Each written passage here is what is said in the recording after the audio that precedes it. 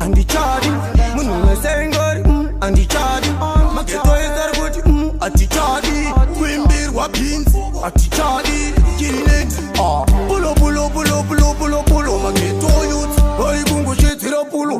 Pullo Pullo Pullo Pullo Pullo Pullo Mutants, one who want to but a huro, Imbira no reality, family Beva no site subiti.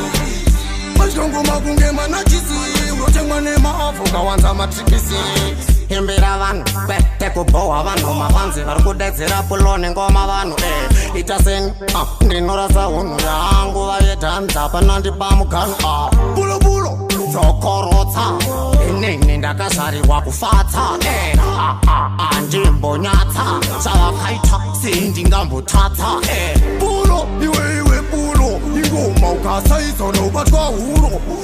Pullo, iwe Pullo Chingoma icho, inini nenharo Inini vamwe vandisesa netuvapfana tudiki Inini nepatani yangu isiri wiki Inini ndonzi Pullo, ndopedza wiki Inini,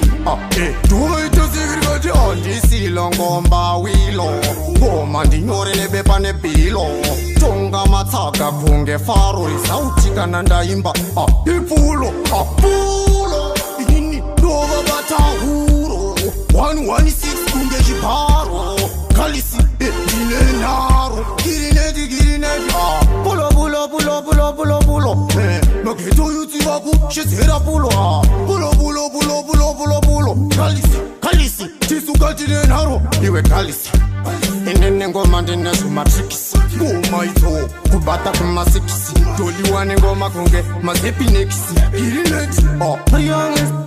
Imbira vanu reality Pamberi bevanu saite subiti Mashongo magunge manachisi Urotengwa nema afuka wanza matrikisi Imbira vanu, teko boa vanu Mafanzi varukudedzera pulone ngoma vanu Itaseni, ndinorasa unu yangu Vayetanza panandipa muganu Pullo Pullo, zokorotsa Inini ndakazvarirwa kufatsa Andimbonyatsa Zvavakaita, sindingambotatsa Pullo, iwe Pullo Ingoma ukasaisa nobatwa huro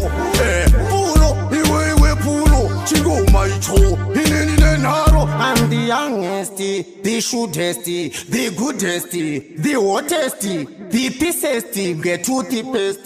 the gonest, dancerest Giri, Bono